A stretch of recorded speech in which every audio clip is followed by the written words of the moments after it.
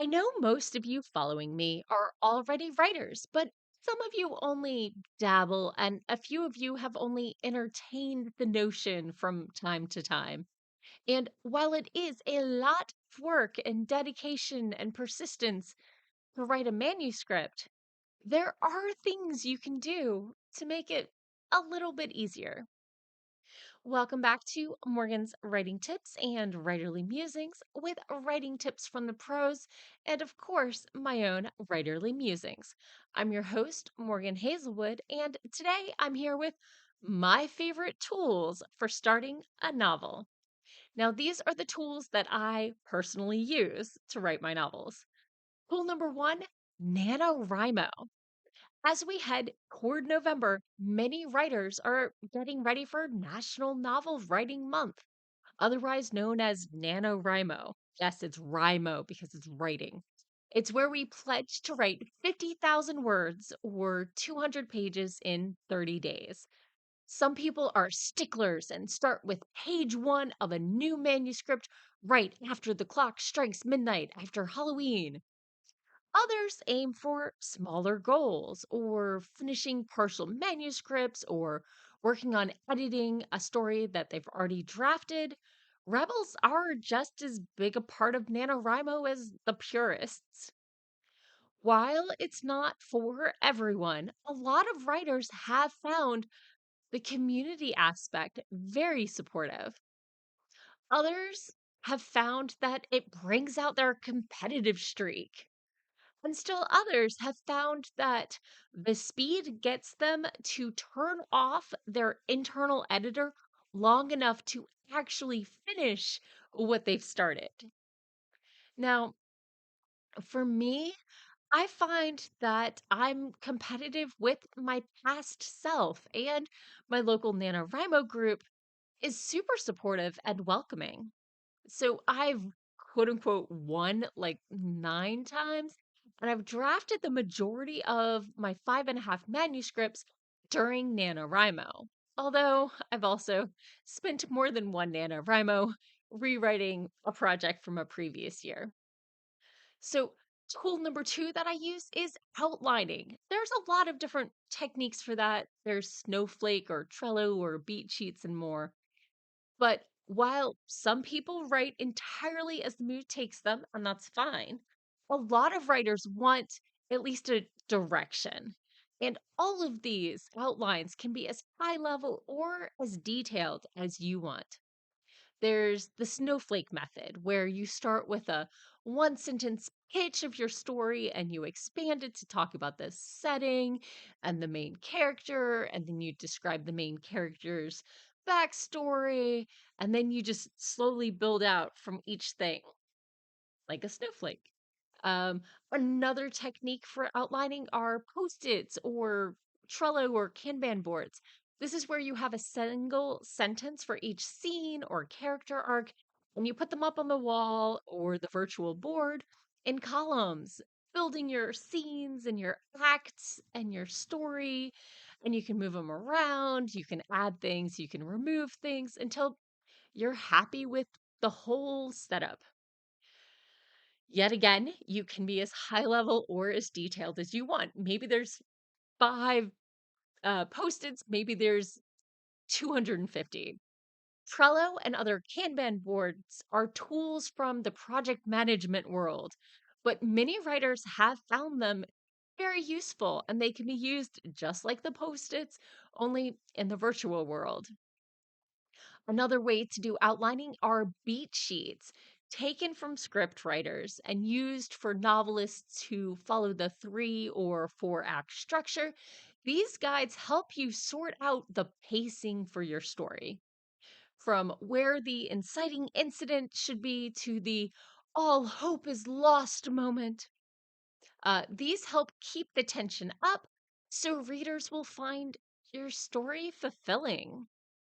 So while Save the Cat is probably the most popular beat sheet, Jamie with an I Gold has a collection I like to peruse. And that's how I create my high level outlines that I promptly ignore. There are a bunch of other tools for outlining from Scrivener to Storyboard. Do you have any that I missed? Put them in the comments below and see if anybody finds it helpful. The third tool I use is music.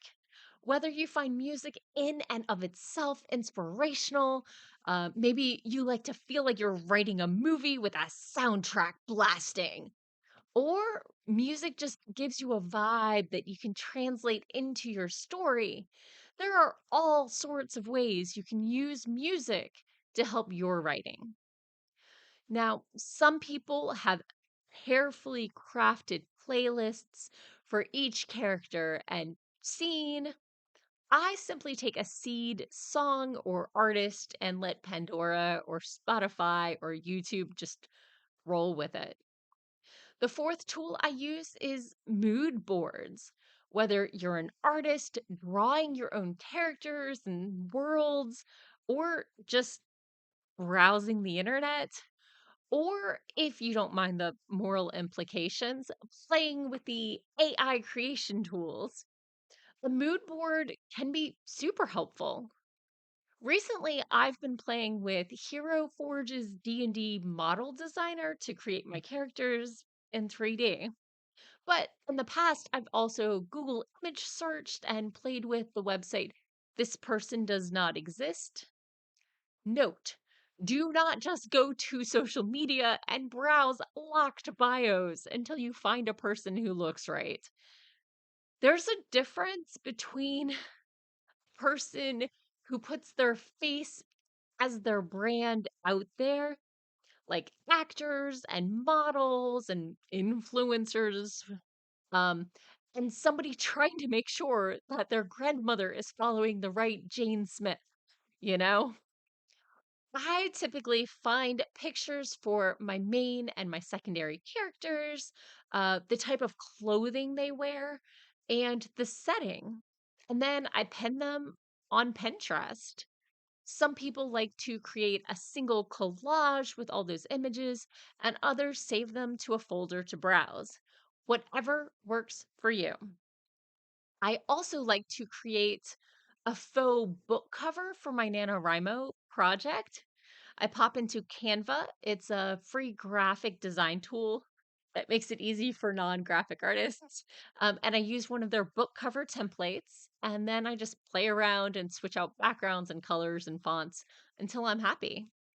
The fifth tool I use are lists. First off, names. If you are anything like me, names can take you hours or months to get right. One of the things I like to do is to create a list of at least 25 names that fit my setting before I start drafting, especially for like secondary and background characters.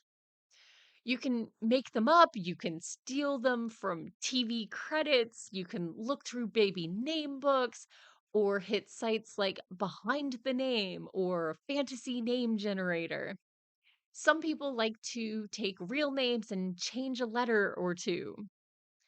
One thing to remember is that readers are easily confused. They confuse characters whose names start with the same letter, characters whose names end with the same sounds, or characters whose names are all the same length.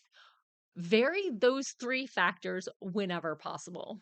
Oh, and that advice also applies to places and fantasy or alien or sci fi objects too. Any word that's made up. One time I didn't have a list of names and I was fast drafting like 75,000 words in a month. And I ended up using placeholder names like Alice, Bob, and Carol in my fantasy world, fighting Canadia. I still haven't edited that rough draft, although for more reasons than just that. Another thing I like to have a list of is adjectives. When creating characters, especially background characters, it can be easy to end up with a character, quote unquote, straight out of central casting. You can probably picture the stereotypical banker dude or the barista chick, but the world is full of nuances. One way to switch it up, I stole wholeheartedly from a workshop with Joe Walton. Put together a huge collection of adjectives that could describe different characters, and then pick three at random and let those adjectives describe a single character. For my gamer friends, you can always just have a chart and roll a die. I have some charts. Hopefully, I've linked them properly below. In fact, if you're stuck on a story idea, I've got a whole series of charts I did as like a meme thing with who, what, and where. Check out the links. The sixth tool I use is an opening line. I know. For NaNoWriMo, especially, you're supposed to start with a blank sheet of paper. But until I have that opening line that captures the point of view and the character's voice and compels the story forward, I don't feel ready. I don't feel comfortable writing the story. That's what sets the mood for me. It sets the tone. It shows me that I know who my character is. Now, it doesn't have to be perfect. It just needs to be stable enough of a starting point to launch from. I often edit it later, and sometimes it's completely dropped. But you've got to start somewhere. The seventh tool I use are rituals. Now, you can be as spiritual or as formulaic about this as you want. Even if this sounds a little too woo for you, if you get into a set of habits, it can trigger your brain into this is what we do before we write mode without you having to force it. Um, Despite the standard connotation, rituals don't have to be long and complicated and whatever. Rituals can be as simple as using a commute or a walk or a shower to clear your head and contemplate what happens next in your story. You can use music or playlists to get in the mood. You can have a location like a favorite chair or a coffee shop or a room with a door to get ready. You can treat yourself with a favorite tea or a snack, that kind of thing. You could light a candle or incense. You could meditate, or you could just close the door to the bathroom where the family shouldn't bother you for at least 15 minutes, but you never know. Whatever ritual works for you. For me, I like to sit down with 2 cups of water and 3 chocolate truffles. And then I tell myself I can't take a break until I've drunk both cups of water. But I get a truffle every 500 words.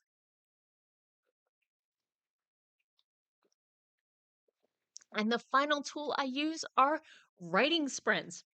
Now, some people just sit down and the words flow out of their fingers. Some people wake up early to write before work, seeing what they can fit into an hour and a half. Others wait until the world is asleep and do their writing then. No matter when I do my writing, these days, I do it in sprints. I set a timer between 20 and 25 minutes, usually for 23 minutes this year because I'm easily amused and it's 2023. And then I try to do nothing but write until the timer goes off. In between sprints, I'll chat with people, I'll check my socials, I might even do some research for my writing. Might. Sometimes I use an on screen timer. Sometimes I use a Sprinto bot in a Discord server. It's a chat application my NaNoWriMo group uses, and many other groups. While it can be a competition, I usually only compete with myself. I know I can usually crank out between 300 and 500 words in a sprint. Sometimes I crank out 7 words. A few times I've hit like 730 words. And then after the sprint, once my water's refilled and my brain's refocused, I dive back in and do another sprint. For the last 5 NaNoWriMos, probably 90% of my words were written using writing sprints.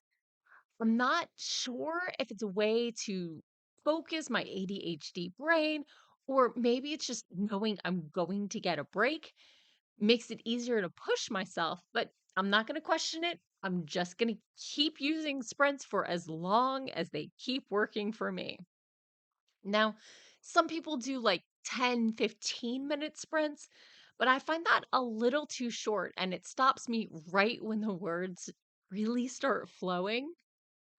Some people do half-hour long or longer sprints, but those start to feel more like a marathon for me.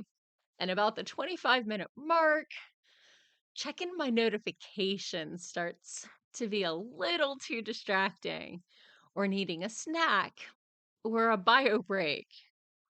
But if you find a pace that works for you, use it. Note, when I'm editing, I do need longer stretches to really hit my stride. Reading is longer chunks for me. Fun fact, I actually run writing sprints year round on Sundays from 4:30 to 6:30 Eastern Time on YouTube and Twitch. So this might actually be the tip I use the most consistently, even if I'm not always writing during it. Are there any other tools you use to prepare to write? Any tips I missed? Let me know in the comments below.